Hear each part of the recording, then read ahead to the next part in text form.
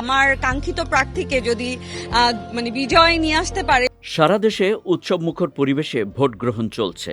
দেশের আগামী প্রতিনিধিকে নির্বাচিত করতে ভোট দিয়েছেন জনপ্রিয় অভিনেত্রী সাদিয়া জাহান প্রভা। নিজ জেলা শরীয়তপুরে গ্রামের বাড়িতে ভোটাধিকার প্রয়োগ করেন তিনি। আমার শিকড়ের টানে আসা।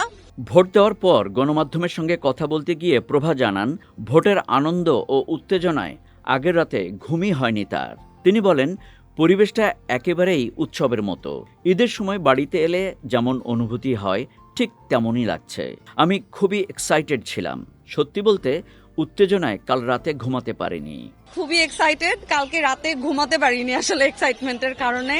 ব্যস্ত পেশাজীবন সত্ত্বেও ভোট দিতে গ্রামে যাওয়ার কারণ ব্যাখ্যা করে প্রভা বলেন, একজন সচেতন নাগরিক হিসেবে দায়িত্ব পালন করতেই তিনি ছুটে গেছেন নিজের শেকড়ে।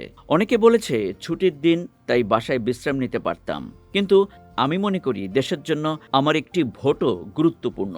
সেই দায়িত্ববোধ থেকেই শরীয়তপুরে এসেছি বলে যোগ করেন তিনি। দেশের জন্য যদি একটা ভোট যদি দায়িত্ববোধ থেকে এই এখানে আসে। শৈশবের স্মৃতিচারণ করে অভিনেত্রী বলেন, ধর্ম ও সংস্কৃতির সমন্বয়ে তিনি বড় হয়েছেন। সকালে কোরআন শিক্ষা, স্কুলে পড়াশোনা, বিকেলে গান কিংবা ছবি আঁকা, সব মিলিয়ে এক সমন্বিত পরিবেশে বেড়ে ওঠার কথা তুলে ধরেন তিনি।